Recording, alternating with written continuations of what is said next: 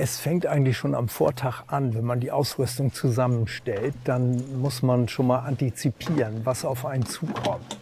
Und bei der Gelegenheit kreist das Gedankenkarussell und spielt alle Möglichkeiten ein.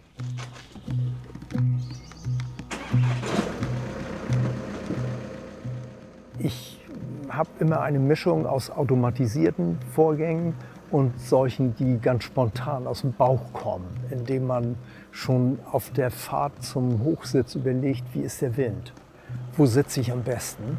Und dieser Abenteuercharakter, der macht den Reiz der Yacht aus. So, jetzt fahren wir erstmal in Osterkamps-Redder. Da habe ich gestern einen einjährigen Bock bestätigt. Die sind zurzeit ja liebestoll. Man sagt immer so, um den 20. Juli rum geht das los. Dann spielen sie verrückt, sind auf der Suche nach den Ricken. Und je weniger Ricken es gibt, umso besser sind unsere Chancen. Wenn ein Bock 10 Ricken hat, dann sieht er überhaupt keine Veranlagung, daran irgendwas zu ändern. Aber wenn er keine hat und hört jetzt so Fiebgeräusche, dann will er sofort sehen, was da los ist und kommt an. Also mit etwas Glück könnte das klappen, aber zu viel erwarten darf man nicht.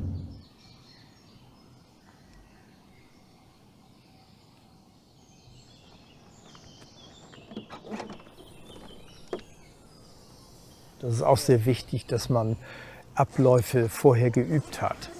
Man kann nicht einfach nach 6 Monaten ein Gewehr aus dem Schrank nehmen und losgehen. Man muss vorher mal Trockentraining gemacht haben und muss mit der Waffe repetiert haben, sichern, entsichern, laden, entladen. Das muss alles automatisch und intuitiv ablaufen. Nur wenn man ohne nachzudenken schießen kann, ist man ein guter Schütze. Okay, ich bereite mich jetzt vor zum Schuss. Gesichert.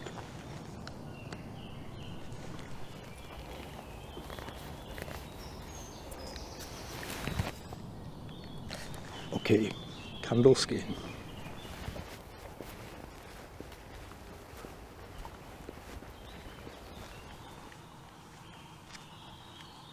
Der Wald ist für mich ein Sehnsuchtsort und auch ein Ort, an dem sich mein Akku automatisch füllt. Also, wir sind jetzt dicht am Ziel. Jetzt müssen wir leise sprechen, damit wir uns nicht zu früh verraten. Ich versuche. Die ursprüngliche Blattmethode, dazu nimmt man ein Buchenblatt. Schön hart und trocken, 10 cm lang, knifft es parallel zum Mitteltrieb und spannt es dann als Membran zwischen den Daumen an. Das versuche ich als erstes. Und wenn das nicht hinhaut, dann habe ich hier noch meinen industriell gefertigten Locker. Ich gehe jetzt auf den Ansitz. Ihr folgt mir und versteckt euch am Boden hinter Bäumen. Und wir hoffen, dass was kommt.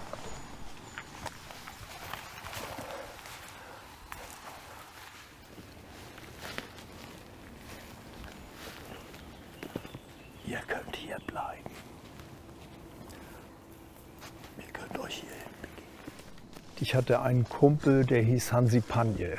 Und dessen Vater war Jäger und manchmal hat er uns mitgenommen. Und das fanden wir extrem spannend.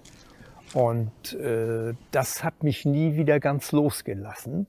Also in meinem späteren Leben bin ich immer wieder auf dieses Naturthema zurückgekommen.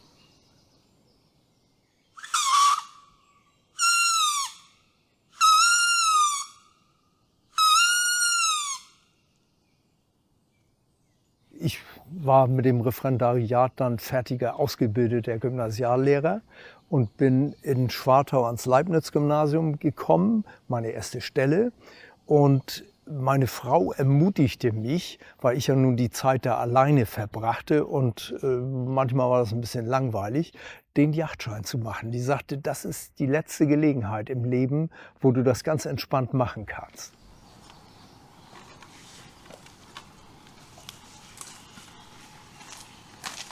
Nee, hier scheint nichts zu sein. Ich war durch das Referendariat auch noch im Lernmodus und konnte also mühelos mir Zahnformeln, Yachtzeiten und Merkmale und Regeln der Yacht oder auch Aussehen von Enten und Yachtrecht selber beibringen, soweit es ging. Das war eine sehr schöne Zeit und ich habe damals Leute kennengelernt im Yachtscheinkurs, mit denen ich heute noch befreundet bin.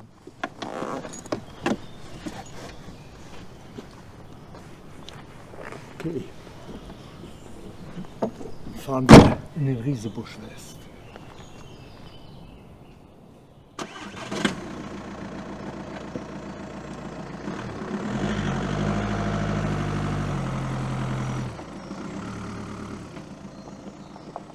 Wir sind natürlich jetzt ziemlich laut gewesen und haben dem Wild die Chance gegeben, uns vorher mitzukriegen.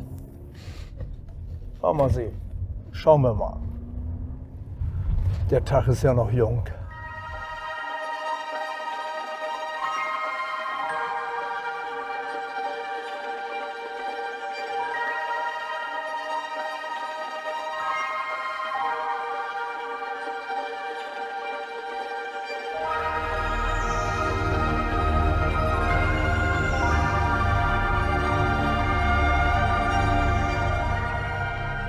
Der Riesebusch West ist eines der besten Reviere hier, das ich geerbt habe von einem alten Förster, der mir nahe stand. Und ich weiß dieses Privileg zu schätzen. Was gibt es hier so für Tiere generell? Ja, Wildschweine, Rehe, selten Dammwild, jede Menge Raubvögel, Uhus, Seeadler. Eigentlich hier eine sehr intakte Natur, wenn wir nachher noch mal an der Au entlang gehen. Wild braucht immer Wasser.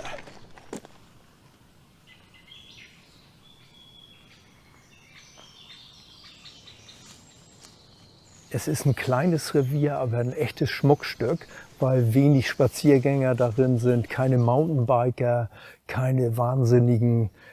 Dadurch, dass ich eine hohe Präsenz zeige im Revier, ist das alles noch sehr in Ordnung.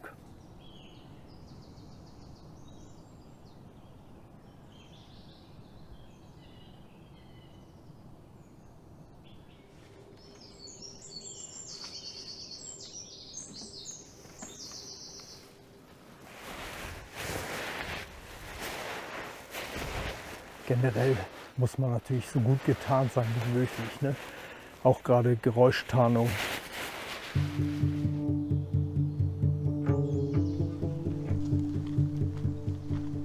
Mein allererster jachtlicher Einsatz, der war hier in der Nähe in Rheinfeld.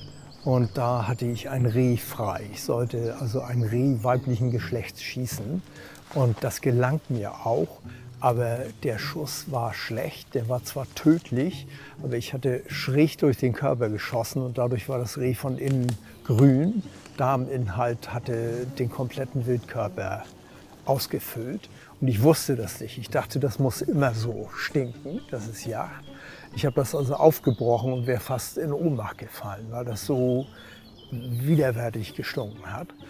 Na, und dann kam irgendwann der Förster und klärte mich darüber auf, dass es schlauer ist, nur auf breitstehendes Wild zu schießen, sodass die Kugel die sogenannte Kammer durchschlägt, also den Brustraum, und nicht in den Unterleib, in die Verdauungsorgane eindringen kann. Ich sage immer, wir stammen nicht von Engeln ab. Wir stammen von Wesen ab, die den Säbelzahntiger auf die Seite gelegt haben. Und zwar nicht, um das Fell zu haben oder das Fleisch zu essen, sondern als Kräftemessen. Ich behaupte, dass in jedem Menschen ein Jagdtrieb vorhanden ist, der Trieb, Beute zu machen. Der kann sublimiert werden zu irgendwelchen Computerspielen oder zu anderen Verhaltensweisen.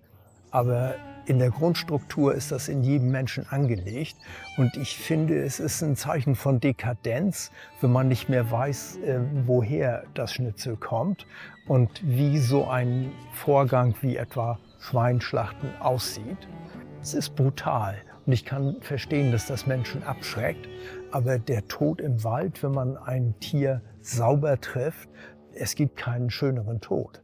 Also ohne Qual, ohne Stress, ohne alles Belastende. Man wird einfach aus dem Leben gerissen und das war's.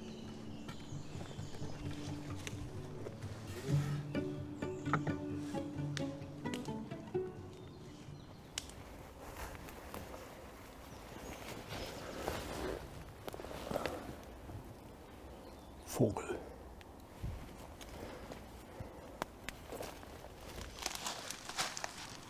Der ist natürlich hinterher gerupft worden. Ne?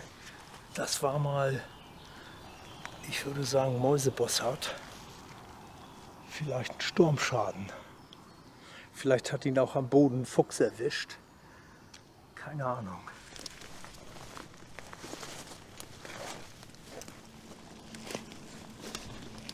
Ich werde ja öfter, wenn der Förster Urlaub hat, dann bin ich die Urlaubsvertretung und dann kriege ich einen Anruf von der Polizei, Rehbock angefahren, fahre dahin und ich kann in der Regel riechen, wenn irgendwo ein verletztes Tier ist. Durch den Stress schütten die Hormone aus und riechen dann auch intensiv und ich finde die meistens ohne Hund. Also ich will einen guten Hund nicht in Frage stellen, klar, aber die wenigsten Hunde sind gut. Die meisten können nur bellen und scheißen.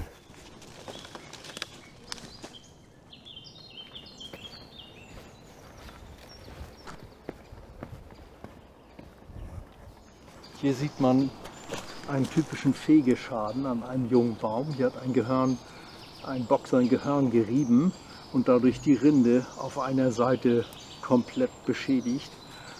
Wird der Baum vielleicht überleben, wenn es einmal im Kreis rum passiert ist, ist der Baum hin. Wir kommen nachher noch zu einer Stelle, wo junge Erlen gepflanzt wurden, 500 Stück. Die Hälfte davon ist schon kaputt, weil die Böcke sich kräftig gefegt haben. Wir hätten in 30 Jahren keinen Wald mehr, wenn wir nicht jagen würden, weil das Schalenwild, zu dem ja auch die Rehe gehören, die eigenen Lebensgrundlagen zerstören würden. Die verbeißen alle neuen Bäume, also die sogenannte Naturverjüngung findet nicht mehr statt. Und die alten Bäume werden irgendwann alte Bäume und nicht mehr fressbar. Das heißt, das Wild findet keine Nahrung mehr und fängt dann an, die Bäume zu schälen.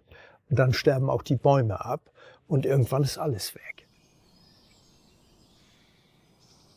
Da wir keine großen Beutegreifer mehr haben wie Bär oder Wolf, müssen eben Jäger den Abschuss des Schalenwildes erledigen und auch Füchse kurz halten, sonst gibt es irgendwann keine Bodenbrüter mehr und keine Hasen und andere Tiere, die darauf angewiesen sind, dass man regulierend eingreift.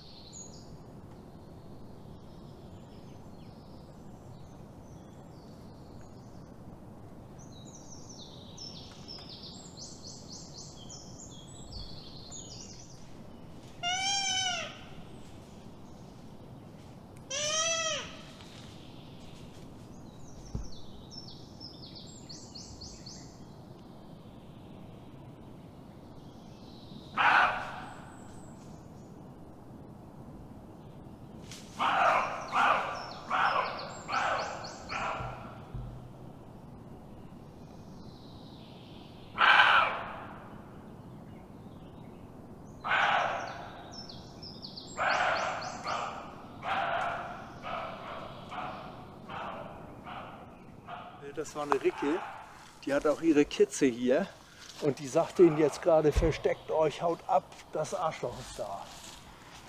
Und beabsichtigt war eigentlich einen Bock anzulocken. Wahrscheinlich kriegt hier auch irgendwo ein Bock rum, aber jetzt kann man es vergessen. Ne? Dieser Warnlaut ist so eindeutig, da können wir uns sofort entspannen. Aber ihr habt sie gesehen, ne? Die kommen ganz dicht dran. Machen die Böcke genauso. Ich hätte sie auch gehabt, wenn ich gewollt hätte. Ne? Das war locker ein Omaschuss. Aber man schießt ja keine Mütter tot. Jedenfalls jetzt noch nicht. Ne? Die Kinder müssen größer werden. Frühestens September. Hört man immer noch. Jo, die wird uns jetzt die ganze Zeit begleiten. Wir gehen noch mal runter zur Au. Meine Motivation ist eigentlich eine ganz egoistische. Und ich finde, wenn der Egoismus des Einzelnen in einen gesetzlichen Rahmen gebettet ist, dann profitiert am Ende auch der Naturschutz davon und andere Menschen profitieren davon und die Tiere. Ne? Aber meine Motivation ist eigentlich immer Gegenwelt. Wenn man als Lehrer Nachmittage sitzt und muss Hefte korrigieren, dann träumt man von einem Ansitz im Mondlicht. Und das ist dann eine ganz andere Welt. Das ist Abenteuer, da ist Spannung, da sind archaische Gefühle, Leben und Tod. Und man merkt auch an der eigenen Reaktion vorm Schuss. Ihr habt heute auch auf den Knall gewartet und der kam nicht. Und diese Gefühle vor dem Knall, wenn der Puls steigt und man ist fokussiert und merkt, der Körper arbeitet ganz schwer an der Lösung, die jetzt kommen muss, die habe ich immer gesucht. Ein bisschen was haben sie alle abgekriegt. Man sieht überall Fehlgeschäden. Jetzt müssen wir aufpassen, dass sie nicht ins Wasser fallen. Ich würde sagen, Rückzug. Da kommt man nicht durch. Das Ziel dieser Renaturierung ist eine Auenlandschaft. Also man möchte die Au, die Schwartau, in ihr altes Bett zurücklegen, indem sie meandert und schöne Kurven hat mit beschatteten Ufern, mit Bereichen, in denen das Wasser schnell fließt, Lebensräume sogar für Forellen. Und allgemein kann man sagen, wo Wasser ist, da ist auch Wild. Auch die Wildschweine kommen am liebsten hierher. Wenn man im Winter nachher auf Wildschweine sitzt, hat man hier die besten Chancen. Ist schon jetzt sehr, sehr schön geworden. Echter Lebensraum. Vor allem nicht diese senkrechten Ufer wie Spundwände, sondern alles leicht ansteigend, für Tiere gut zu erklimmen, können hier Wasser schöpfen. Also hier ist immer was los.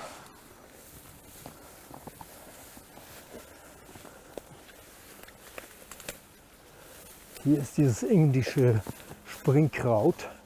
Manche sagen indischer Knöterich dazu. Das ist eine Wahnsinnspflanze.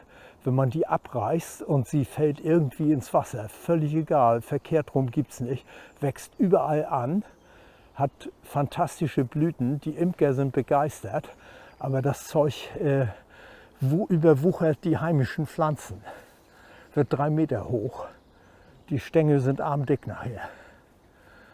Also zu viel davon ist auch nicht schön.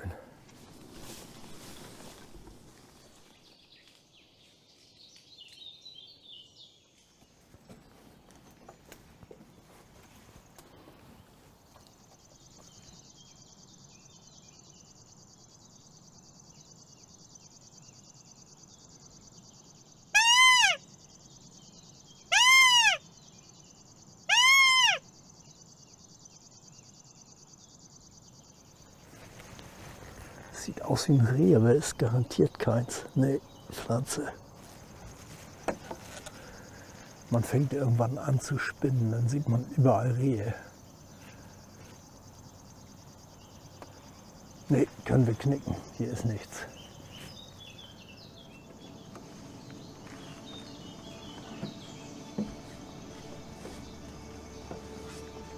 Typischer Jagdtag.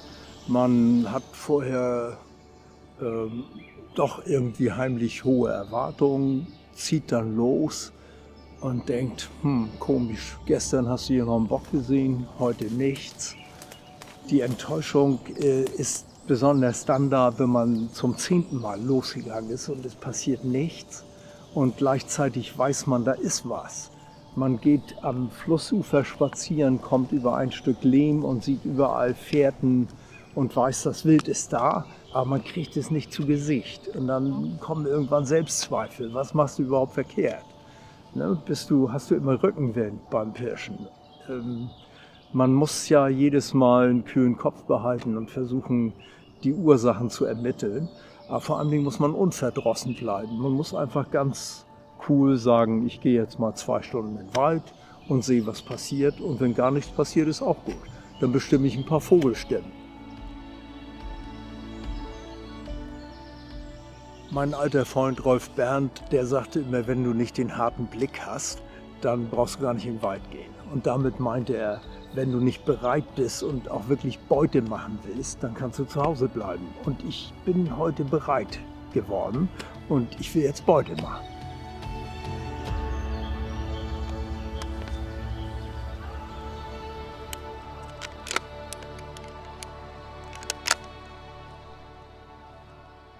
Wenn man eine Waffe nicht mehr sicher verwenden kann oder wenn man gefährdet ist zu stürzen, dann sollte das der Punkt sein, um aufzuhören. Ich glaube aber, dass man normalerweise selber spürt, wann Schluss ist. Das ist wie beim Motorradfahren. Irgendwann merkt man, man kann es nicht mehr und dann hört man damit auf. Aber Ich erst noch nicht Schluss. nö. Nee. Ich fühle mich jung und stark und unbesiegbar.